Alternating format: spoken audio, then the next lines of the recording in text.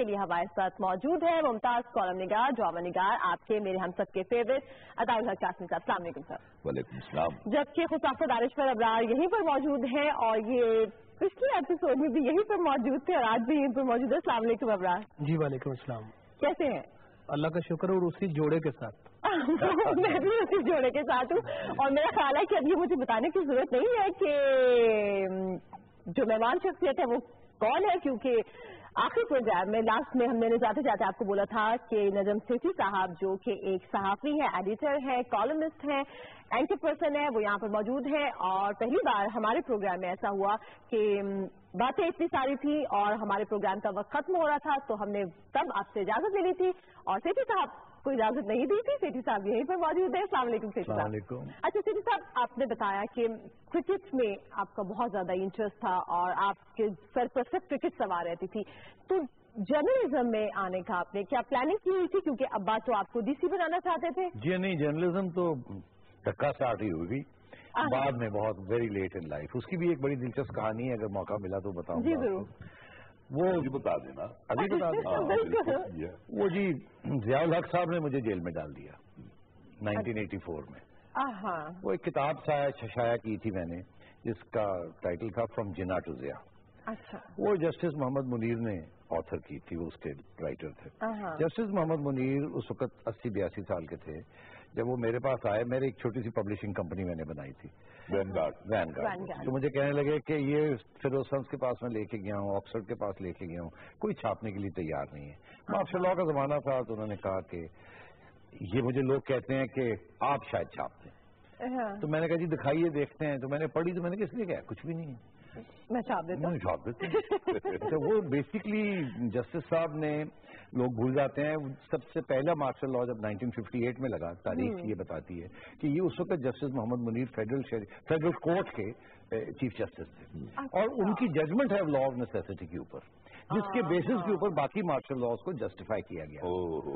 اب یہ 80 سال کی عمر میں وہ انہیں احساس ہو چکا تھا کہ وہ ججمنٹ انہوں نے غلط لکھی تھی اور وہ اب اپنا انگریزی کا ہے میا کلپا، یہ کہنا چاہتے تھے میرے سے بہت بڑی غلطی ہو گئی، حماقت ہو گئی. اور انہوں نے یہ، اور وہ ضیاء الحق کے اپوز کر رہے تھے، تو انہوں نے لکھا کہ میرے سے یہ غلطی ہوئی، اس کی وجہ سے ایوب خان کا مارشل لاء لگا اور وہی گھوم پھر کے میری ججمنٹ کے اوپر اب یہ ایک نیا مارشل لاء لگ گیا. تو انہوں نے تنقید کی تھی اپنی بھی اور ضیاء الحق کی بھی اور ایوب خان دوسروں کی بھی. تو میں نے کتاب چھاپ دی. بس اس دودھ پچے ماں کا پچیماں ہونا، بس یہ بھی تو دیکھیں. تو اس وقت ایک یہ کتاب تھی، ایک اور کتاب تھی جو کہ امریکنوں کے خلاف چھاپی تھی. تو ضیاء الحق صاحب بڑے امریکنوں کے قریب تھے، تو امریکن امبیسڈر نے کہا یہ جس نے چھاپی ہے اس کو پکڑو. اس نے کہا پتا کیا، انہوں نے کہا یہ وہی ہے اشتہاری جس نے. تو خیر مختصر بات انہوں نے مجھے پکڑ کے ایز اے ٹیررسٹ جیل میں ڈال دیا. کوئی چارج نہیں، صرف پریونٹیو ڈیٹینشن ٹیررزم، اور کہا کہ اس کو لاہور فورٹ لے جاؤ، اس کو سبق سکھاؤ. خیر لمبی کہانی ہے. میں جب جیل میں تھا تو اس وقت تو قلعے میں نہیں لے گئے، پھر مجھے وہاں سے، وہ بھی ایک لمبی کہانی ہے، میں نہیں بتاتا. یہاں اس ملک میں جی رشتہ داریاں اور سفارشیں بڑی چلتی ہیں. تو جو انٹیریئر منسٹر تھے وہ محمود ہارون صاحب تھے اس وقت، اور کچھ میری دور دراز کی رشتہ داری ان سے نکل آئی، تو انہوں نے ضیاء کو کہا کہ یار اس کو کوٹ لکھپت بھیج دیتے ہیں. تو مجھے کوٹ لکھپت بھیج دیے. وہاں سختی بھی ہوتی تھی جی جیل میں، آپ پر سختی بھی کی جاتی؟ نہیں بالکل نہیں، کوئی سختی نہیں. اچھا. جیل میں پھینک دیا. وہاں جگنو مجھے ملنے آئی تو میں نے پوچھا کہ بھائی کوئی بار کیا کہہ رہے ہیں لوگ کچھ، کہ مجھے کیوں پکڑا؟ تو انہوں نے کہا کہ کسی اخبار میں ہمت نہیں ہے کہ لکھیں کہ آپ کو پکڑ کے لے گئے. مجھے بڑی دل دکھی، خبر ہی نہیں چھپی جی. اور جب خبر چھپی تو اس میں یہ لکھا گیا کہ یہ ٹیررسٹ. سارے اخباروں نے یہ لکھ دیا، جو اوپر سے ہینڈ آؤٹ آیا کہ اس کو ٹیررزم میں ہم نے پکڑا. اس زمانے میں ٹرسٹ کے اخبار تھے. بالکل ٹرسٹ کے اخبار. تو میں نے وہاں فیصلہ کیا کہ ایک دن میں اخبار نکالوں گا جہاں سچ لکھیں گے اور جس کے ساتھ زیادتی ہوتی ہے اس کی خبر دیں گے. تو یہ فرائیڈے ٹائمز اور یہ صحافت میں آنا، اس کا ڈائریکٹ ریلیشن شپ ہے اس ایک انسیڈنٹ کے ساتھ. اچھا، بلکہ یہاں پر ایک جگنو صاحبہ کی ایک بات یاد آ رہی ہے. آپ نے کہا کہ جگنو صاحبہ جیل میں آپ سے ملنے کے لیے آئی، بلکہ آپ کے گھر والوں کا شاید شادی کے وقت خیال تھا کہ اگر شادی آپ کی ہو جائے گی جگنو صاحبہ سے یا جس سے بھی، تو پھر آپ جیلوں میں نہیں جائیں گے. اس کے بعد بھی یہ سلسلہ جاری رہا. بس جی میرا تو کوئی ارادہ نہیں تھا، مگر وہ میرا خیال ہے ضیاء الحق صاحب نے سوچا کہ یہ ٹربل میکر ہے، اس کو سبق سکھایا جائے. तो सबक तो नहीं सीखा जी सबक तो नहीं सीखा। ठीक, तो जो आपने कहा कि काफी देर से आप जर्नलिज्म की तरफ आए, तो अब आके जब आपने स्टार्ट किया, लेकिन क्योंकि अगर मैं कासिम साहब की बात करूं, जैसे इनसे या बाकी सहाफियों से मैं पूछती हूँ कि उस वक्त सहाफी अकदार क्या थे, वो तो मेरा ख्याल है आपसे नहीं पूछना चाहिए, कोई इतनी ज्यादा देर पुरानी बात नहीं है। नहीं, मेरे ख्याल में यानी उस जमाने में इन्होंने देखा है जब पाबंदियां थी अखबारों पे, लेकिन उससे पहले सिंधी साहब आपको याद होगा कि ये रंगीन अखबारात नहीं होते थे, ब्लैक एंड व्हाइट होते थे, और हर किसी की तस्वीर नहीं छपती थी, और हर एक का डबल कॉलम बयान नहीं छपता, बिल्कुल नहीं बनता, वो बिल्कुल ब्रेकिंग न्यूज का तो कॉन्सेप्ट ही कॉन्सेप्ट वो बिल्कुल और तरह की था। ना टेलीविजन थी, ना ब्रेकिंग न्यूज थी, ना इस किस्म के इतने खतरनाक इल्जाम लगते थे, बड़े जैसे। और ये मैं मार्शल लॉ से पहले की बात कर रहा हूँ कि एडिटर जो होता था वो उसकी बड़ी हैसियत होती है, सही कह रहे हैं। और मैं आपको बताऊं वो जमाने थे ना, देखिए ना, मार्शल लॉ 58 में लगा, पाबंदियां लग गई सहाफत पे। भुट्टो साहब का जमाना भी इसी किस्म का था, बहुत सख्त पाबंदियां थी। उसके बाद ज़ियाउल हक साहब आए, फिर पाबंदियां। ये पाबंदियां तो बेनजीर भुट्टो साहबा के आने के बाद ये पाबंदियां उठी 1988 में। इसीलिए उस वक्त हमने ये फैसला किया जुगनू और मैंने कि अब जमहूरियत आ रही है, अब पाबंदियां हटेंगी, अब हम अखबार निकालते। हाँ, बल्कि मैंने फ्राइडे टाइम्स की तरफ ही मैं आ रही थी। ये बेसिकली आपका आइडिया था? जी, मेरा आइडिया, मैंने अभी आपको बताया ना कि ये वो जेल में बैठे हुए थे कि वो जब वो आप सारी रात जागते रहे और आपने फैसला किया कि मंजी बैठे था, बारिश हो रही थी, पे हुन की करिए बात तो कुछ का ही नहीं को पा रहे, आप असी अंदर सड़ने पे हैं, एक दिन अखबार कटांगे तो आवाज उठाऊंगा। अच्छा, ऐसे फिर उसके बाद एक साल के बाद 1989 में 88 में ज़ियाउल हक साहब क्रैश में गए। मुझे याद है जिस दिन जुगनू ने मुझे फोन करके बताया कि द डिक्टेटर हैज डाइड, तो मैं घर वापस आया, सारी रात बैठ के हम प्लान बनाते रहे अखबार निकालने, और 5 महीने के बाद हमने अखबार निकाल दी। ठीक, आपने कहा कि आपने 5 महीने के बाद अखबार निकाली। अखबार बैठे हैं यहाँ पे, अखबार ही अखबार निकालते हैं ना? अखबार तो मैं निकालता हूँ, और सेठी साहब से मैं एक सवाल करना चाहता हूँ। हाँ, सेठी साहब, मोहब्बत की जितनी भी दास्तानें हैं, इन तमाम दास्तानों में जितने किरदार हम देखते हैं मशहूर हुए, तो खवातीन के नाम पहले आते हैं और मर्दों के नाम बाद में आते हैं। मसलन हीर रांझा, सस्सी पुन्नू, लैला मजनू, सोनी महिवाल, और जुगनू सेठी। ये सही कह रहे हैं आप। तो देखिए, मैं आपको बताऊं, ये बिल्कुल सही बात की। जी। अभी कल ही परसों किसी ने एक ट्वीट की जी, ट्वीट ये की कि यकीन नहीं आता कि ये आपके बच्चे अली सेठी जो कि म्यूजिशियन है और मीरा जो कि एक्टर है, और दोनों बाहर से पढ़े हुए हैं, पढ़े लिखे हैं, यकीन नहीं आता कि ये आपके बच्चे हैं। तो उसका जवाब मैंने दिया कि क्या आपको इसका यकीन है कि जुगनू मोहसिन साहिबा जिनके वो बच्चे हैं, she is highly talented, intelligent and beautiful, इसका यकीन है आपको कि नहीं? तो मैं तस्लीम करता हूँ जी, जेन्युइनली माई बेटर हाफ। नहीं, वो तो ठीक है, लेकिन इसमें ये पूछना चाह रहा था कि ये महज इत्तेफाक है बाद में नाम आना, या कोई खास वजह? नहीं, हाँ जी, वो अभी भी जुगनू मोहसिन है। नहीं, उनका नहीं पूछ रहे हैं वो। अब वो कह रहे हैं कि हीर रांझा, सस्सी पन्नू, मतलब हमेशा समझता हूँ जी, ये रोमांस जो है ये औरतों का शोवनिज्म है मेरे ख्याल में। नहीं, बिल्कुल नहीं, कोई शोवनिज्म नहीं होता। आपका तंजिया तंज जो है वो मैं उसको तस्लीम करता हूँ। देखिए जी, खूबसूरती तो औरत में है ना जी। हाँ, ये तो खूबसूरती हमेशा पहले आती है। औरत जात जो है वो प्यारी भी है, खूबसूरत भी है, और पुराने जमाने में तो सारा कल्चर की हिफाजत, जुबान की हिफाजत औरत ही करती थी जी, और अब भी ऐसे ही है। अच्छा काजी साहब, आपने वो जो जेल वाली बात पूछनी थी, उससे पहले मैंने एक और बात पूछनी है इनसे। हाँ, जरूर। वो ये कह रहे शायद गुगली तो नहीं करा रहे वो ये कि शायद मुझे रास्ता दिखा दें, क्योंकि किसी जमाने में सिंधी साहब आप बहुत ज्यादा सिगरेट नोशी करते थे, बहुत ज्यादा, जो कि अल्लाह मुझे माफ करे मैं अब भी करता हूँ और मैं जान छुड़ाना चाहता हूँ। आपने वो छोड़ा कैसे? साहब यकीन करें, मैं हर रोज सुबह उठता था और मैं कहता था कि मैंने सिगरेट नहीं पीना। रात को जब सोता था तो मैंने कहता था कि बस सुबह उठ के सिगरेट नहीं पीना। और ये मैंने सिगरेट नोशी जो है ये 30-32 साल की उम्र के बाद शुरू की। सारी उम्र बचपन में सिगरेट नहीं हाथ लगाया, और जब सहाफत में आया तो सिगरेट आ गया। अब सिगरेट कैसे छोड़ा? नहीं छूटता था, दिल करता था छोड़ूं। تو 99 میں مجھے پھر پکڑ کے لے گئے, تھوڑی بہت پکڑ دکڑ ہوئی, لے گئے پکڑ کے, کافی دفعہ آپ کو پکڑ تو لے گئے اور پھینک دیا کہیں. اور جب میں اٹھا تو دیکھا انہوں نے کہ میرا حال ٹھیک نہیں تھا. تو اس وقت انہوں نے مجھے سویلینز نے ہینڈ اوور کر دیا, فوجیوں کے حوالے کر دیا. تو وہ فوجیوں نے جب مجھے دیکھا تو انہوں نے فوراً ڈاکٹر کو بلایا اور ڈاکٹر کو کہا ان کو چیک کریں کیونکہ اب ہم نے سویلین سے تبدیل کیا, ہماری کسٹڈی میں یاد ہے. تو ڈاکٹر نے دیکھ تو کے کہا کہ ان کا بلڈ پریشر بڑا چڑھا ہوا ہے, یہ ہے وہ ہے, گولیاں وولیاں دی. تو مجھے پوچھنے لگا ڈاکٹر کہ آپ تو سگریٹ پیتے ہیں نا؟ میں جی پیتا ہوں. تو اس نے جو میجر تھا ساتھ یا کرنل تھا اس کو کہا, وہ یونیفارم میں تھے, کہنے لگے ان کو سگریٹ منگوا دیں, ان کو عادت ہے تو ریڈیوسز بلڈ پریشر. تو اس نے اپنے جو ساتھ لڑکا تھا جونیئر افسر اس کو کہا جائیں جلدی سے ایک کارٹن لے آئیں. پتہ نہیں کافی صاحب کیا ہوا مجھے. تو میں نے ہنس کے کہا, میں نے کہا اس کا مطلب ہے آپ کے ارادے میرے بارے میں یہ ہے لمبائی رکھنا ہے آپ. وہ بیچارہ پریشان ہو گئے, وہ نہیں میرا مطلب یہ نہیں تھا, میرا ہمیں تو پتہ نہیں sir, we are just following order. تو لے آئی جی کارٹن. میں نے کہا نہیں رہنے دیں. نہیں چلو ایک پیکٹ لے آئے. وہ چھوٹا گھبرا گیا کہ میں نے کہا نہیں میں سگریٹ نہیں پیوں گا. نو آئی ول ناٹ اسموک. وہ دن اور آج کا دن ہے کیسا میں نے سگریٹ نہیں پی. بڑی بات. یہ بلڈ پریشر ویسے ہی ڈاؤن جائے گا.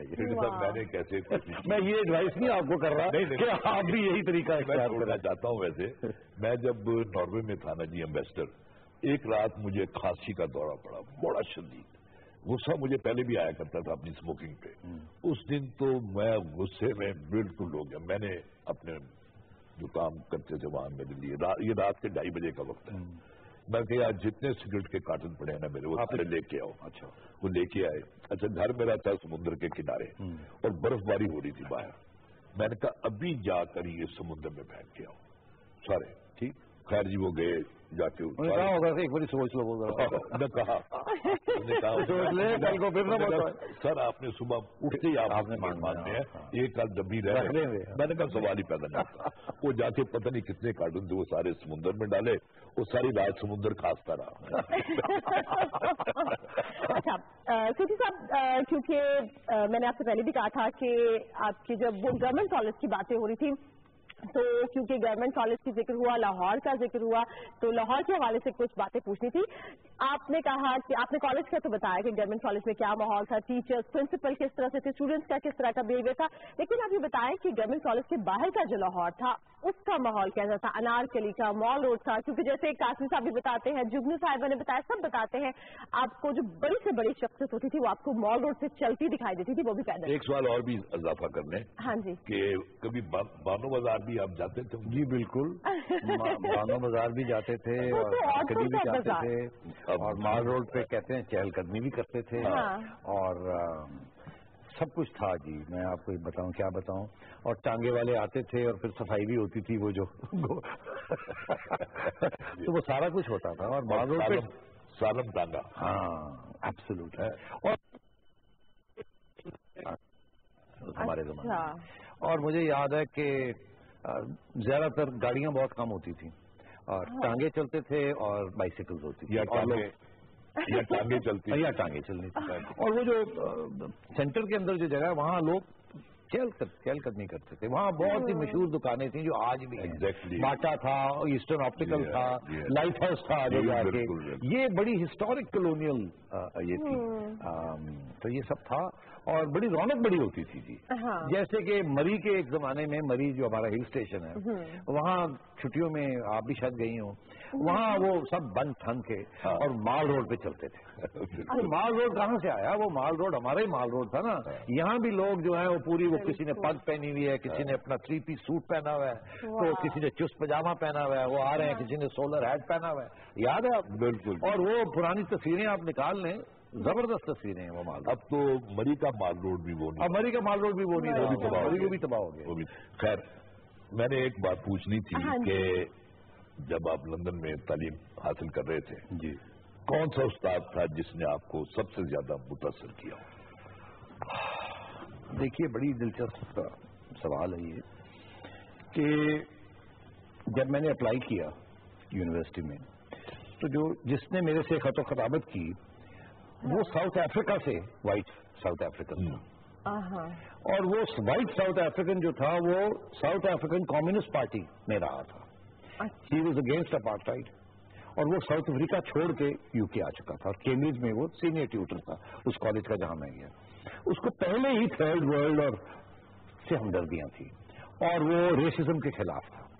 تو جب میں وہاں پہنچا تو میری سب سے پہلے ملاقات ان سے ہوئی اور وہ میرے سینئر ٹیوٹر بن گئے. اب میں سمجھتا ہوں کہ انہوں نے میرا بڑا خیال کیا. اچھا. انہوں نے مجھے بڑی طریقے کے ساتھ نیا نیا لڑکا آیا ہے بیچارہ بالکل جسے کہتے ہیں نا گرین آئیڈ, بہت ڈیلیکیٹلی انہوں نے مجھے ہینڈل کیا. اور پھر جو انہوں نے مجھے کتابیں پڑھائیں, یہ بھی پڑھو یہ بھی پڑھو یہ بھی پڑھو یہ بھی پڑھو, بہت پڑھائی کی اور بہت کچھ سیکھا. تو مجھے وہ یاد آتے ہیں, کالن فائنسٹائن ان کا نام, تو وہ لبرل ڈیموکریٹک اینٹی اپارٹائڈ کیمپینر تھے.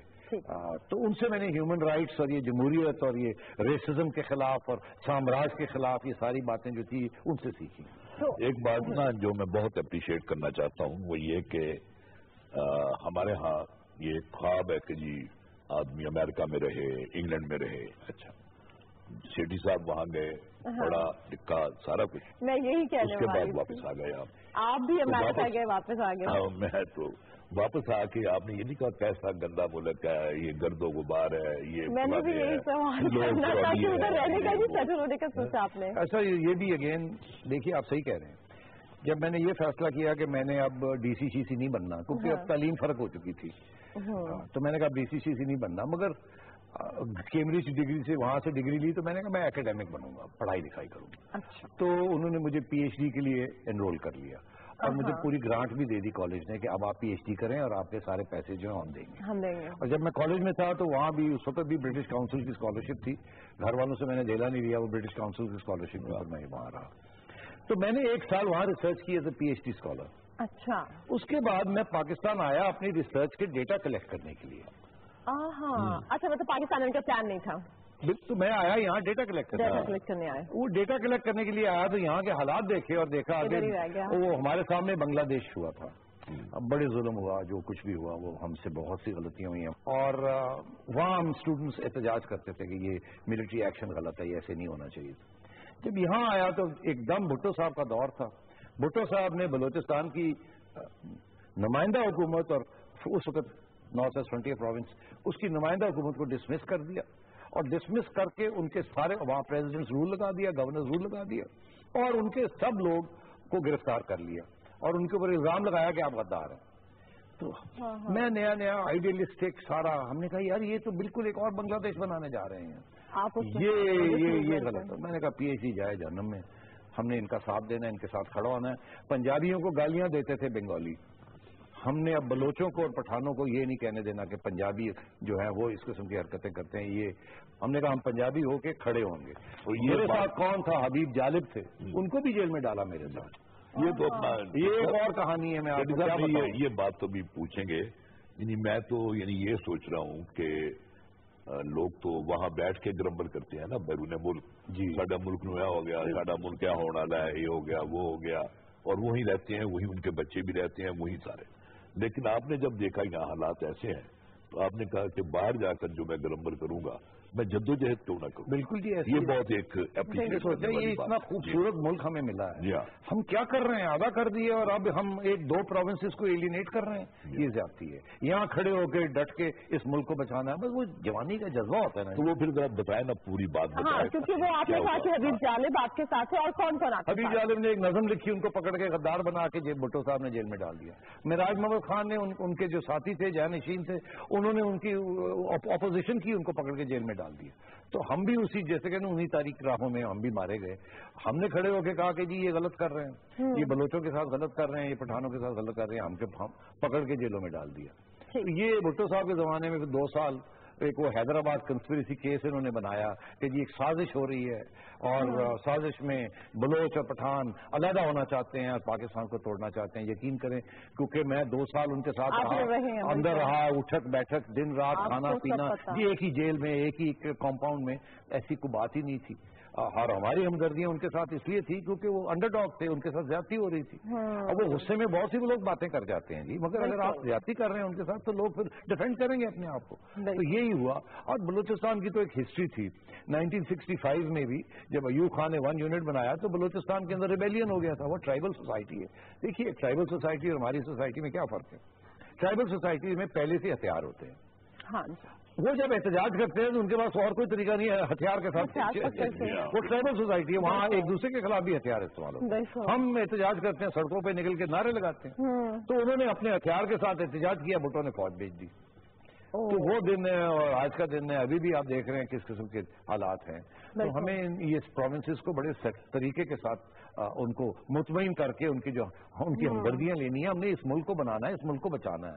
ہمیں احساس ہونا چاہیے کہ ان کی محرومیت کیا ہے, ان کے کیا پرابلمز ہیں. یہ نہیں کہ جی زبردستی ہاتھ اٹھا کے اور ان کے ساتھ کیا جائے, یہ نہیں کرنا چاہیے. سب جیل میں جو مشہور لوگ تھے ان میں سے کون کون آپ کے ساتھ تھے؟ مشہور میں آپ کو بتاؤں 2 چیف منسٹرز تھے جی, 2 گورنرز تھے. اچھا. 40 MNAs اور MPAs تھے. اب آپ سوچئے جس میں 4-5 ہم, ایک وہ کسر گردیزی صاحب ملتان سے پنجابی, ایک میں پنجابی, 2 پنجابی, ایک معراج محمد خان مہاجر, ایک علی بخش تالپور سندھی, اور باقی سارے پٹھان اور بلوچ, اور MNAs MPAs شاعر اور سیاستدان. آپ سوچئے یہ سازش کر رہے تھے. یہ سازش تھی. اور سب سے زیادہ متاثر مجھے غوث بخش ڈیزنجو صاحب نے کیا. اچھا. غوث بخش ڈیزنجو صاحب جیسا بلوچ لیڈر, اتنا مطلب وائز مین, اور جو پاکستان کی فیڈریشن کا حصہ تھے, اور وہ کبھی بھی ان کے اوپر یہ الزام لگانا کہ وہ غدار ہے غلط ہے.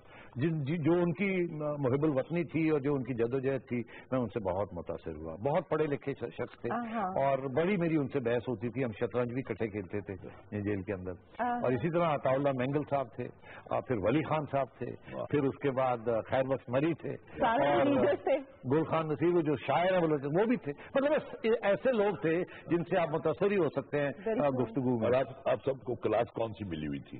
ہمیں جی اس میں 2 کلاسز تھی. بھٹو صاحب نے جو بڑے لیڈرز تھے ان کے لیے کلاس A تھی, مگر کلاس A میں بھی گرمی کے وقت انہوں نے ایئر کنڈیشنرز لگوا دیے تھے. اسپیشل بنا تھا سیل. اچھا. چھوٹے چھوٹے کمرے بنے تھے. میرا کمرہ کے ساتھ حبیب جالب کا کمرہ. اچھا. اور ان کے ساتھ معراج محمد خان تھے. تو ایک کمپاؤنڈ میں ہم تھے. لیکن شام کو اکٹھے ہوتے ہوں, سارا دن اکٹھے تھے. شاعری ہوتی تھی, میں وہاں اکنامکس کی کلاسز لیتا تھا, اور شام کو پھر وہاں ایک مجمع ہوتا تھا جہاں ولی خان صاحب سارے ہم ایک کرسیاں لگا کے بیٹھ جاتے تھے, اور سیاستدان جو تھے وہ پھر گفتگو کرتے تھے, اور ہم بچے جو تھے مطلب I was 26-27, ہم بیٹھ کے وہ سنتے تھے کہ یہ کیا باتیں ہو رہی ہیں. مگر ایک بات کہتا چلوں, جانے سے پہلے وہاں ایسا ماحول ہو گیا تھا کہ جو بچے تھے وہ اٹھ کے سوال کرتے تھے, ٹیڑھے ٹیڑھے سوال کرنے شروع کر دیے تھے. وہ خادم آپ کا وہ اکسا رہا تھا کہ یہ بھی سوال پوچھو, یہ بھی. جیل کے قصے سن رہے ہیں سٹی صاحب سے, لیکن یہاں پر کافی دیر سے مجھے بریک کا کہا جا رہا ہے. یہاں پر بریک لیں گے, اور بریک سے واپس آنے کے بعد جیل کی جو مزید یادیں ہیں وہ تازہ کریں گے.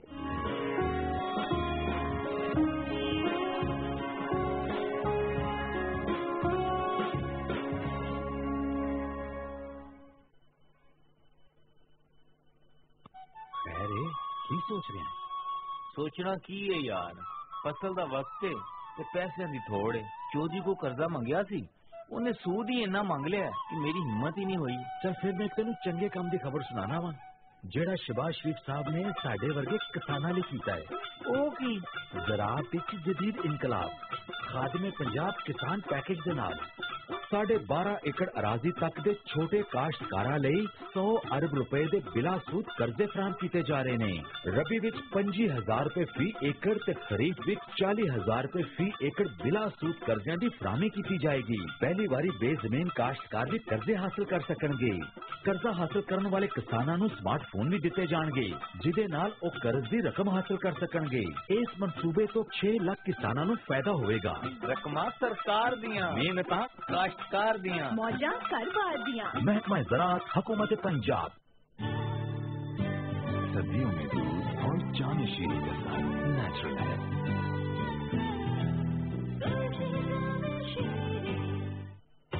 دنیا بھر نے مانا نزلہ, زکام اور فلو سے بچاؤ کے لیے بہترین करशी जौहर जोशांदा।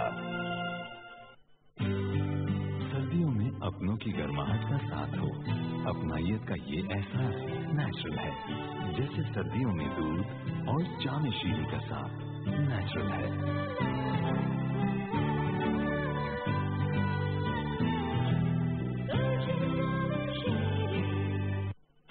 दुनिया भर ने माना नज़ला, जुकाम और फ्लू से बचाव के लिए बेहतरीन करशी जौहर जोशांदा।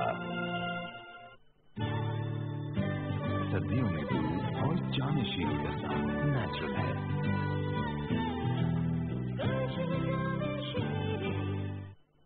सब अपनी माँ को सेहतमंद देखना चाहते हैं, तो आपकी बीवी भी तो आपके बच्चों की माँ है, जिसकी सेहत खराब होने से बच्चों के साथ साथ आपका सारा घर मुतासर होता है, क्योंकि माँ की सेहत से जुड़ा है आपके खानदान का निजाम। बच्चों की पैदाइश में वक्फा रखकर ही आप अपनी बीवी की सेहत का ख्याल रख सकते हैं।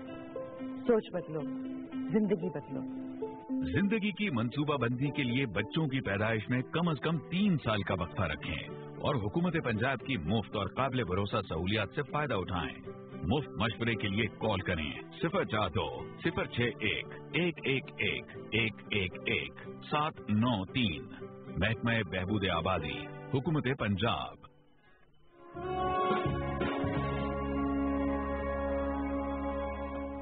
खोलने की जस्तजू में एक बार फिर से खुशामदीद। नजम सेठी साहब अताउज़ कासमी साहब यहाँ पर मौजूद है और ब्रेक से जाने से पहले मैंने आपको कहा था कि हम सेठी साहब से जो उनकी जेल के वक्त की बातें हैं, जेल की वक्त की यादें हैं, वो ताज़ा कर रहे थे और मैंने कहा था कि हम इस पर मजीद बात करेंगे।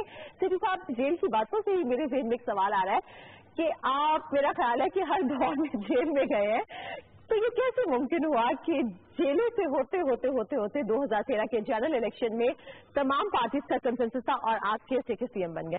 मैं भी कभी कभी ये सोचता हूँ कि ये कैसे ये हुआ कैसे? बड़ी लंबी कहानी है, मगर उसको शॉर्ट अगर किया जाए तो वो यही है कि मेरा ख्याल है जब इस इलेक्शन का 2013 की इलेक्शन का वक्त आया, हाँ। तो सारी सियासी जमातों का ये फैसला था कि ये इंडिपेंडेंट सहाफ़ी है। हाँ, जी। और ये इसकी जो रिकॉर्ड है उससे ये लगता है कि ये गड़बड़ नहीं करता, नहीं करे। और उसमें आप लोग भूल जाते हैं मुझे पीपल्स पार्टी ने नॉमिनेट किया था जी। और नवाज शरीफ साहब मुझे नहीं करना चाहते थे, वो उनके और 2 कैंडिडेट्स थे, मगर आखिरी वक्त पे उन्होंने ये फैसला किया कि अच्छा है कि कंसेंसस कैंडिडेट होना चाहिए। हाँ। तो फिर उन्होंने कहा कि ठीक है एक ही होगा, और उस वक्त इमरान खान साहब ने भी खैर मकदम किया, सबने खैर मकदम किया था, तो it was a universal thing. अब ये कैसे ये हुआ ऐसे कि मेरा ख्याल है उन्होंने देखा कि नॉन कॉन्ट्रोवर्शियल कोई ऐसा शख्स ढूंढें जिसके ऊपर कोई भी दाग ना हो। हाँ। ये मुझे प्राइम मिनिस्टर साहब ने कहा उस वक्त कि हमने आपके ऊपर हम समझते हैं कि आप होना चाहिए। तो मैंने सोचा, मैंने कहा ये तो बहुत बड़ा यूनिक ऑनर है, और फिर मैंने कहा ठीक है। मुझे क्या पता था कि उसके बाद इसको कॉन्ट्रोवर्शियल बना दिया जाएगा और फिर बाद में ये कहा जाएगा मैंने तो नहीं कह दिया किसी ने जिसकी मैं बात कर रहा हूँ। तो मुझे बड़ा दुख हुआ, मगर बहुत ही वैल्यूबल एक्सपीरियंस था, और मैं समझता हूँ मेरी सहाफत का ये कामयाबी का ये इजहार था कि सारी सियासी जमातों ने ये फैसला किया कि कोई जज नहीं होगा, कोई बिजनेसमैन नहीं होगा, क्योंकि आमतौर पर जजेस बड़ी बात है। और अभी भी KPK में जज को लगाया गया, प्राइम मिनिस्टर जो बने उस हुकूमत के वो भी जज थे, सिंध में भी जज और उधर बलूचिस्तान में भी जज। ये एक वाइड प्रोविंस थी जहां उन्होंने सहाफी को चुना और सबने इत्तेफाक किया। तो मैं समझता हूँ कि मेरे लिए ये बहुत बड़ी ये तोहफा था। उससे कबल जरदारी साहब ने हुकूमत ने मुझे हिलाले इम्तियाज भी दिया था, माशाल्लाह बहुत सारे अवार्ड, और मेरे जर्नलिज्म में काफी अवार्ड्स भी हैं, इंटरनेशनल एंड डोमेस्टिक। सो मेरा ख्याल है अल्लाह ताला ने कहा वक्त आ गया। वैसे ना जब सेठी साहब थे चीफ मिनिस्टर, तो इन्होंने उस दौर में भी अदीबों के साथ, दानिशवरों के साथ, सबके साथ राब्ते रखे। मुझे याद है। जी हाँ, आप सही कह रहे हैं कासिम साहब। बड़ा मेरा शौक ही ये था कि मैंने कहा और तो मैं कुछ नहीं कर सकता क्योंकि इजाजत ही नहीं है, ये मेरा जॉब नहीं है कि मैं डेवलपमेंट करूं और ये करूं, मगर आर्ट्स एंड कल्चर के लिए जो कुछ मैं कर सकता हूं मैं किया, और जो मेरे पास आया कि जी हमें ये चाहिए, मैंने कहा ये वक्त है, हमने कहा दे रहा हूं। और इलेक्शन को, मतलब जो 2013 का जो इलेक्शन था उसको आपने फेयर बनाने के लिए बहुत सारी कोशिश की, लेकिन फिर भी जैसे कि आपने कहा कि पहले तो ये था कि जी नॉन कॉन्ट्रोवर्शियल है, लेकिन उसके बाद आपने कहा कि नॉन कॉन्ट्रोवर्शियल थे, लेकिन जैसे कि आपने बताया कि आप जेल में थे तब भी आप पे से इल्जाम लगा था, आप पर काफी इस तरह की चीजें लगी। मैं आपको बताऊं बड़े इल्जाम लगे हैं, हाँ। मगर जितने ज्यादा लगते हैं उससे यही एहसास होता है कि सारे झूठे हैं, क्योंकि अगर इल्जाम लगे तो एक ही लगे ना, लेकिन जिसकी तो होता एक होगा। दूसरे से मुतज़ाद ना हो। बिल्कुल ना हो। कभी मुझे इंडियन एजेंट बना देते थे, कभी रशियन एजेंट, कभी, तो मैंने कहा यार वो भी दिन आना है कि हम पाकिस्तान के एजेंट बनेंगे। तो आपको उससे दुख नहीं होता था जब इस तरह की बातें होती है, और जो मतलब इलेक्शन के बाद जो बिल्कुल दुख होता 10 वाली बात आप पर आई? देखिए वो तो एक साल सब तारीफ खड़े करते होके। रहे, इससे बेहतर फ्री फेयर इलेक्शन नहीं हुआ है। एक साल के बाद खान साहब को कहीं न कहीं से कुछ हुआ और उन्होंने सोचा कि कुछ कह दे, हाँ। और 1.5 साल इल्जाम लगाते रहे कि जी 35 पंचर लगाए मैंने, हाँ। और एक दिन हामिद मीर के प्रोग्राम में कहते मैंने तो ऐसे कह दिया था। अब सोचिए मेरी फैमिली के ऊपर और मेरे मैं वही कह रही हूँ कि कितनी ज्यादती की, कितनी ज्यादा दुख होता होगा। दुख होता। और अभी भी बहुत से लोग हैं जो समझते हैं कि नहीं कुछ गड़बड़ हुई थी। यकीन करें हमारी कोशिश ये रही थी कि साफ शफाफ इलेक्शन हो, और ये तारीख ये बताएगी कि जो एडमिनिस्ट्रेशन थी पंजाब की, अगर किसी के खिलाफ थी, क्योंकि पंजाब में मुस्लिम लीग नून की हुकूमत रही थी, आपने तो चुन चुन के वो पाकिस्तान के बंदे सारे टॉप ब्यूरोक्रेट्स उसमें थे, हमने सबको निकाल दिया। मैं वही कह रही थी, हमने कहा आपने नहीं, ये निकाले दाव थे। नहीं लगना चाहिए कि हमने किसी को भी रख लिया। हाँ। और वो दिन आज तक बहुत से ब्यूरोक्रेट्स मेरे से नाराज हैं, आपने हमें निकाल के इस्लामाबाद भेज दिया था, और बहुत अरसा ये कहते रहे कि जी हमारे साथ तो ज्यादती हो गई नून लीग के खिलाफ, और ये देखिए कि इल्जाम क्या लगता है कि आपने नून लीग की हेल्प की। आपने तो मुझे दुख तो बड़ा हुआ, इसमें कोई शक ही नहीं। प्रोफेसर सेठी साहब, वो जो 2013 के इलेक्शन थे, जैसा कि आपने कहा कि वो सबने माना उस वक्त की कोई रिगिंग नहीं हुई। अच्छा, और फिर ये बात साबित भी इस तरह हुई बाद के इलेक्शन। जी बिल्कुल, बाद में जितने भी इलेक्शन हुए हैं, सारे बाई इलेक्शन जो हुए हैं उसमें नून लीग जीती है। अब ये कोई उसके ऊपर किसी ने इल्जाम नहीं लगाया कि वो रिगिंग हुई है। और दूसरी बात ये कि जो इल्जाम लगाने वाले थे उन्होंने कहा था जुडिशल कमीशन बैठाएं। हाँ, जब जुडिशल कमीशन बैठाई तो उन्होंने कहा कोई रिगिंग नहीं हुई। कोई नहीं तो हुई। अब आप बताइए, ज्यादती है कि इस तरीके से तारीख के साथ खेलना। किसी पे भी उसके इल्जाम लगा। अच्छा सेठी साहब, क्योंकि आपने जैसे कि कासिम साहब ने कहा कि आपने एक तो शायर और दी बोहर एक को याद रखा, आपने बहुत सारे अच्छे काम किए जब तक आपका टाइम पीरियड था, तो अगर आपको दोबारा मौका दिया जाए कि आप सियासत में आए, क्योंकि आपका ये एक्सपीरियंस कैसा रहा, और अगर आपको दोबारा मौका दिया जाए तो आप बहुत खुशदिली के साथ आ जाएंगे या एक दफा आप सोचेंगे कि मुझे आना चाहिए? ऑनेस्टली मैं सच बताऊं तो 1994 में मोहतरमा बेनज़ीर भुट्टो, जन्नत, अल्लाह उनको जन्नत नसीब करे, वो उन्होंने मुझे ऑफर किया था कि आप चले जाए एज एम्बेसडर टू यूएस। 94 की मैं बात कर रहा हूँ, खबर भी लग गई थी जंग में और न्यूज में, खबर भी लग गई थी कि मैं जा रहा हूँ। तो मैंने मोहतरमा से कहा था नहीं, मैंने सहावत करनी है, मैंने ये नहीं करना। वो दिन है और आज का दिन है, बहुत से ऑफर्स हुए हैं, मगर मैं उसकी तरफ जाना नहीं चाहता। मैं चाहता हूँ कि मैं पब्लिक में रहूँ, मैंने मुलाजमत नहीं करनी किसी की। आप कभी न जाइएगा, बिल्कुल। लेकिन अगर आप सियासत करते हैं तो ये आप पब्लिक की खिदमत ही करेंगे, पब्लिक नहीं रहेंगे। मैं सियासत नहीं करता ना, मैं नहीं, अगर आप सियासत करें, मैं ये कह रही हूं सियासत, क्योंकि आप कैसे के सीएम तो रहे। ये देखिए, ये मौका आया है, मुझे दावत सारी जमातों से हुई थी, मगर अभी तक तो यही फैसला है कि सियासत नहीं करनी, सहाफत ही करनी। आगे जाके बदल भी सकता है, ये अल्लाह ताला बेहतर जानता है आगे क्या होगा। ये आपकी नीयत ठीक नहीं लग रही मुझे। काफी साहब, नीयत ठीक नहीं होनी चाहिए। इस मुल्क की खिदमत के लिए जब भी कोई मौका मिले लेना चाहिए। बिल्कुल। अच्छा, और आपने एक बात कही थी तब्दीली लाने के लिए, चाहे वो अच्छी हो बुरी हो। हाँ, लेकिन ये जो आजकल तब्दीली लाने के लिए ये जो लोग आ रहे हैं और जिस तरह की तब्दीली लाना चाह रहे हैं, इस मौजूदा दौर में इस तरह की तब्दीली को कैसे देखते हैं? देखिए, नौजवान तबका जो सपोर्ट कर रहा है, ये तो सारी दुनिया में ये आवाज गूंज रही है, तब्दीली। प्रेसिडेंट ओबामा कैसे जीते? तब्दीली, चेंज। ये चेंज, तब्दीली की आवाज सारे दुनिया में ग्लोबली गूंज, क्योंकि दुनिया इस वक्त घुटन में है। हर जगह पे प्रॉब्लम्स हैं बड़े सीरियस। एक नई पौध जो कि तब्दीली चाहती है, वो कहती है ये बहुत हो गया, आप नहीं पसंद करते। अब उनके लिए ये बहुत, पाकिस्तान की जो डेमोग्राफिक्स है इस वक्त, हमारे 50% से ज्यादा पॉपुलेशन जो है वो 18 और 30 की उम्र के दरमियान, बेशतर उनमें से डिसग्रंटल्ड हैं, मुलाजमतें नहीं मिलती, जॉब्स नहीं हैं, क्रिमिनल होते जा रहे हैं, गुस्सा है उनमें, हर किस्म की प्रॉब्लम्स हैं उनमें। اب وہ تبدیلی چاہتے ہیں. وہ کہتے ہیں یہ معاشرہ, یہ ماحول یہ ہمیں پسند نہیں ہے, جس میں ہمارے لیے نہ عزت ہے, نہ ملازمت ہے, نہ سیکیورٹی ہے. اچھا, ان کو جب وہ نہیں ملتی تو وہ وہاں جاتے ہیں جہاں لوگ تبدیلی کی بات کرتے ہیں. اور یہ سلوگن جو ہے اسی وجہ سے اس وقت عمران خان صاحب کو سپورٹ مل رہا ہے, اور زیادہ تر جو سپورٹ مل رہا ہے وہ ان لوگوں سے مل رہا ہے جو کہ سمجھتے ہیں کہ جو کچھ ہوا وہ ٹھیک نہیں ہوا, اب ہمیں تبدیلی چاہیے. مگر اگر آپ ان کو بٹھا کے پوچھیں کس قسم کی تبدیلی چاہیے, کوئی پالیسی بتائیں, تو ان ذہن میں اتنا آگے نہیں سوچا. وہ کہتے ہیں جو بھی ہو تبدیلی آئے. تو یہ تبدیلی کا جو ہے نا مسئلہ, یہ مسئلہ ہے. تبدیلی صرف اتنی ہے شاید کہ میں نے پرائم منسٹر بننا ہے, اس سے زیادہ. وہ دیکھیں, وہ تو سارے بننا چاہتے ہیں. کوئی کہتا ہے شارٹ کٹ کے ذریعے آئے, کوئی کہتا ہے کہ الیکشن کے ذریعے آئے. بس اب شارٹ کٹ جو ہے وہ تو آپ کو پتہ ہی ہے کیسے ہوتے ہیں. آپ نے کہا کہ سارے ہی جو ہے وہ پرائم منسٹر بننا چاہتے ہیں, آپ بھی بننا چاہتے ہیں. میں سیٹھی صاحب سے پوچھوں گا کہ اگر آپ کو موقع ملے نامینیٹ کرنے کے لیے نگران وزیر اعلیٰ, میں کسی کو نامینیٹ کروں؟ جی, میرے بارے میں پھر آپ کیا؟ بڑا مشکل سوال ہے. وہ اپنے بارے میں, آپ کے بارے میں جی, پہلے آپ سے آپ کی انٹرویو میں لوں, جی, اس کے بعد پھر میں اس پہ فیصلہ کروں. مطلب امید رکھوں, امید دنیا کا ہے. بالکل.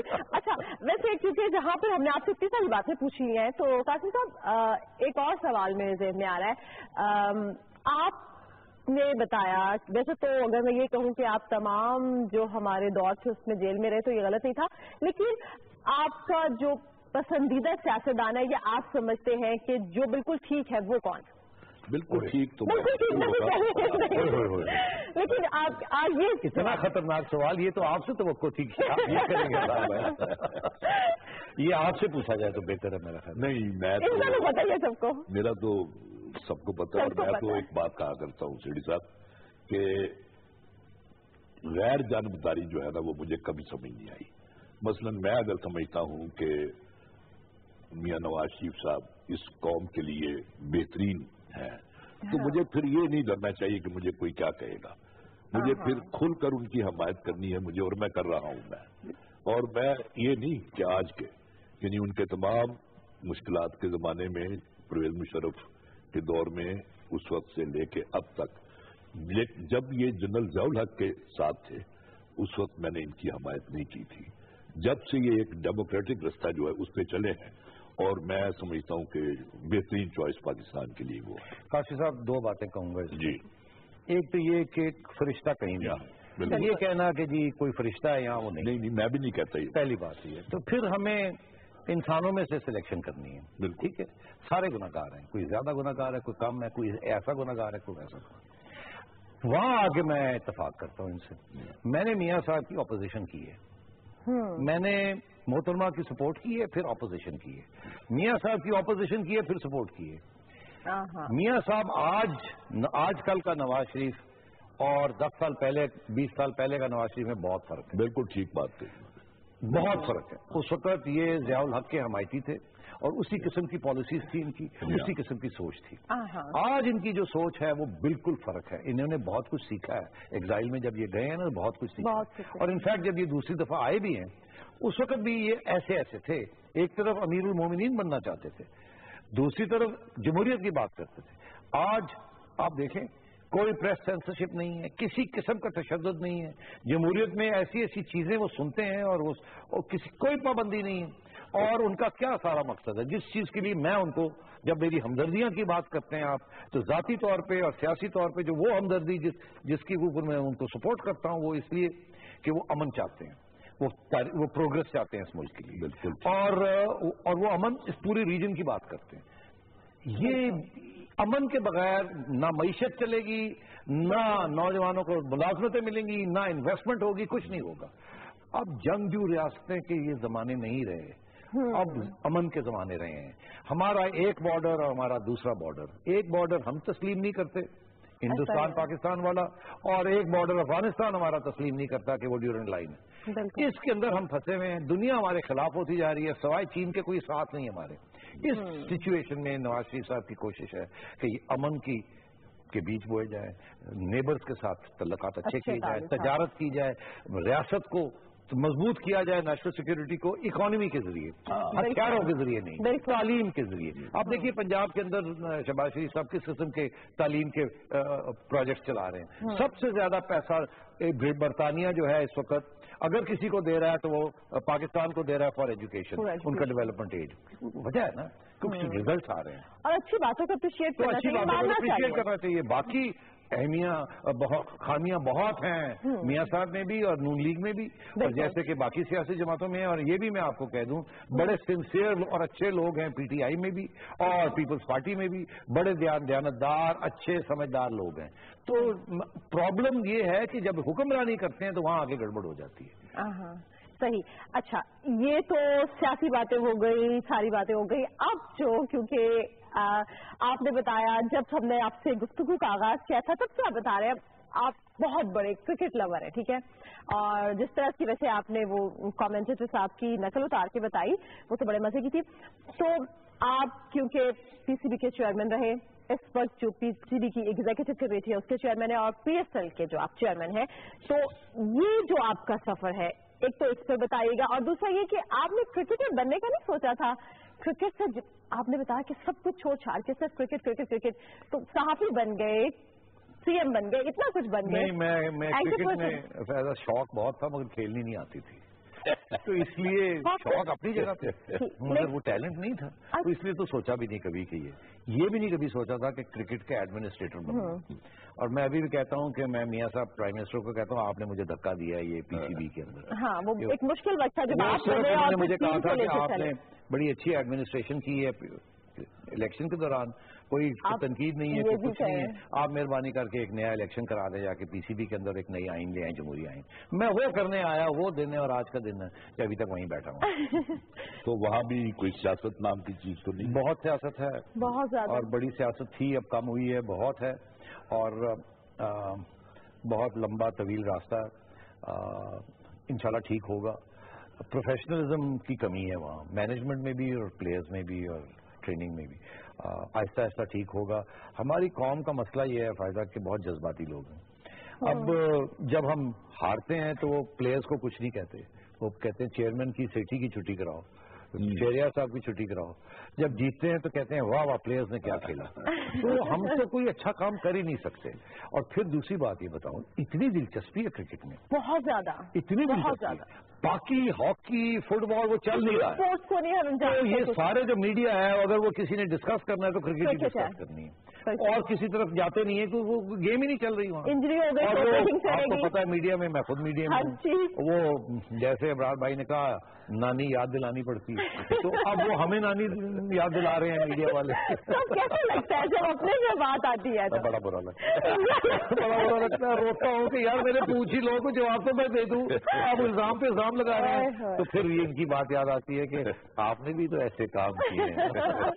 अच्छा, लेकिन जब आपको तो मुश्किल वक्त में टीम की जो कमान थी वो दी गई, पाकिस्तानी जैसा कि आपने कहा कि बहुत ज्यादा दिलचस्पी रखते हैं क्रिकेट में, और स्पेशली अगर इंडिया पाकिस्तान का मैच हो तो पागल हुई होती। अब मेरी जैसी लड़की जिसका इंटरेस्ट नहीं होता वो भी देखने बैठी होती है, दुआएं मांग रही होती है कि अल्लाह पाकिस्तानी टीम जीत जाए। तो आप ये बताइएगा सर कि जैसे कि जब टीम हारती है तो उसमें एडमिनिस्ट्रेशन के साथ, क्योंकि हम लोग भी अक्सर बोलते हैं सिलेक्टर्स क्यों नहीं रखे, क्योंकि जब हम लोग खुद बैठ के वहां पर बीपर ले रहे होते हैं तो हम ऐसी बातें कह रहे होते हैं। आपको क्या लगता है, क्योंकि आप चेयरमैन रह चुके हैं, एडमिनिस्ट्रेटर की ज्यादा गलती होती है सिलेक्टर्स की या प्लेयर्स की वहां पर जो उसको तो ग्राउंड में हो रहा होता है? नहीं, देखिए क्रिकेट तो प्लेयर्स खेलते हैं, सीधी सी बात।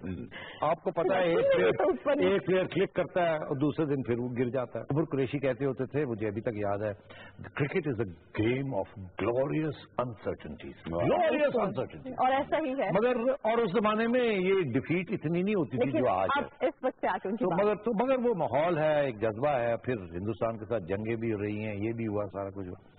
इंडिया पाकिस्तान का जो मैच होता है ना, ये दुनिया का, जहां भी इंडिया पाकिस्तान खेलते हैं, ये दुनिया का सबसे पॉपुलर और सबसे प्रॉफिटेबल मैच होता है। आईसीसी को भी इस बात का पता है। जब हमारी आईसीसी चैंपियनशिप्स होती है ना, तो आईसीसी जिसे कहते हैं कड़वा घूट करके वो इंडिया पाकिस्तान को एक ही ग्रुप में खेलते हैं ताकि इनका आपस में मैच हो जाए। अगर वो दोनों अलग ग्रुप से रखेंगे तो फिर शायद मैच हो, शायद ना हो। तो 20% सारी रेवेन्यू जो आती है सारे टूर्नामेंट की एक इंडिया पाकिस्तान मैच। तो आईसीसी को रखने वाले یہ تو انڈیا پاکستان کے ہمارے لوگ ہیں اور ہماری ریونیوز ہیں یہ ہم تو اتنی اس کی حیثیت ہے. افسوس ہے آج کل اس بات کا ہے کہ وہ ایک حادثہ یہاں ہو گیا 2007-8 میں جس کی وجہ سے اب یہاں ٹیمیں نہیں آ رہی ہیں. انشاءاللہ ہماری کوشش ہے کہ ہم لائیں گے جسے ہم کہتے ہیں نا کرکٹ ول کم ہوم, کرکٹ کو ہم گھر لائیں گے. تو لیکن آپ یہ جو پی ایس ایل کا آپ کا ایکسپیرینس رہا اس کے بارے میں بھی بتائیے گا. لیکن کیونکہ میرا دماغ جو ہے وہیں پر پھنسا ہوا ہے کہ آپ نے کہا کہ اتنا ریونیو وہ جنریٹ کرتے ہیں آئی سی سی والے, تو کیا وجہ کہ اس طرح کے پلیئرز آپ لوگ کی طرف سے سر اس طرح کی چیزیں ریکمنڈیشن کیوں نہیں ہوتی ہیں کہ وہ والے کھلاڑی ہوں جن سے امید ہے. یہ کیا بات ہے کافی صاحب کہ ہمیشہ ہی ہم لوگ ہار جاتے ہیں؟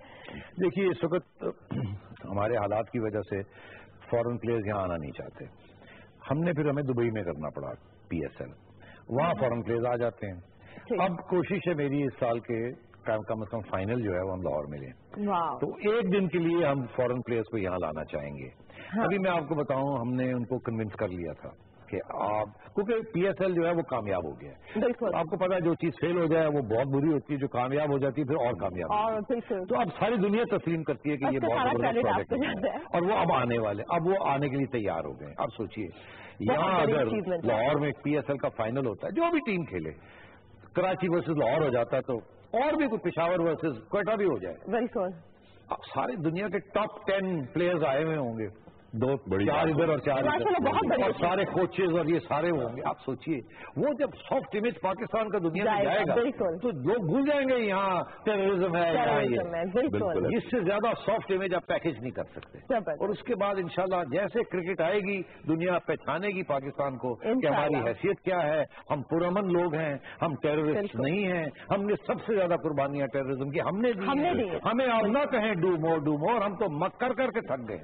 تو یہ ساری بات دنیا تسلیم کرے گی, اس لیے کرکٹ کو ہم نے گھر لانا ہے انشاءاللہ. اور مجھے پورا یقین ہے کہ آپ اس میں کامیاب ہوں گے کیونکہ ابھی تک آپ نے جتنے اچھے سے کام کیا. قاسمی صاحب اب فائنلی شو کا وقت ختم ہو رہا ہے, تو میں آپ کا شکریہ ادا کرتی ہوں اور ہمیشہ کی طرح آپ سیٹھی صاحب کا شکریہ ادا کرتی ہوں. میں نے ایک گھسا پٹا ایک جملہ ہوتا ہے جی کہ آپ نے اپنے قیمتی وقت میں سے وقت نکالا, اور ہم ایسے لوگوں کے لیے بھی استعمال کر جاتے ہیں جو ویلے ہوتے ہیں سارا نہیں. لیکن آپ تو واقعی یعنی اگر یہ جملہ کہیں صحیح بیٹھتا ہے تو آپ کے حوالے سے کہ آپ نے اتنا وقت دیا ہمیں, نہیں کہا تھوڑا وقت نہیں دیا, بہت آپ کا حکم ہوتا ہے. آپ کی جتنا پیار میں آپ سے کرتا ہوں اور عزت کرتا ہوں کم ہی لوگوں سے. آپ کی حیثیت, آپ کی پرسنالٹی, آپ کی شخصیت, آپ کے کالم اور آپ کی contribution to literature and art, یہ سبھی دنیا تسلیم کرتی ہے. یہ میرا آنر تھا کہ آپ نے مجھے دعوت دی. یہ تو ہمارا, اور یقین کریں کہ آج دل میرا خوش ہو گیا. پتہ نہیں کب سے میں چاہتا تھا کہ آپ کے ساتھ اس طرح کی کوئی گپ شپ ہو, اور گپ شپ بھی آج آپ نے اتنی مزے کی ہے کہ ہمیں اس کو 2 حصوں میں کرنا پڑا. بہت مزے کا پروگرام تھا, ابھی بھی بہت ساری باتیں, اور جیسے کہ جاتے ابھی چونکہ آپ نے قاسم صاحب کے کالمز کا ذکر کیا تو میں آپ کی کالمز پر آنے والی تھی, لیکن پروگرام کا وقت ختم ہو گیا. قاسم صاحب آپ کا بہت شکریہ, سیٹھی صاحب آپ کا بہت بہت شکریہ, ابرار آپ کا بھی شکریہ, آپ سب کا شکریہ, تمام دیکھنے والوں کا شکریہ. اپنا فیڈ بیک دینا نہیں بھولنا. اور جاتے جاتے آخر میں اسد عباس ہے, جیسا کہ میں نے آپ کو پہلے بھی بتایا تھا پچھلے پروگرام میں کہ فیصل عباس سے ان کا تعلق ہے, اور نکال حسن بینڈ کے یہ لیڈ ووکلسٹ ہے اور کوک اسٹوڈیو 76 میں یہ پرفارم کر چکے ہیں. اسد پچھلی بار آپ نے بہت اچھا سنایا, آج آپ ہمیں کیا سنا رہے ہیں؟ ایک کلام ہے, ایک اور صوفی کلام, وہ بھی جی ضرور.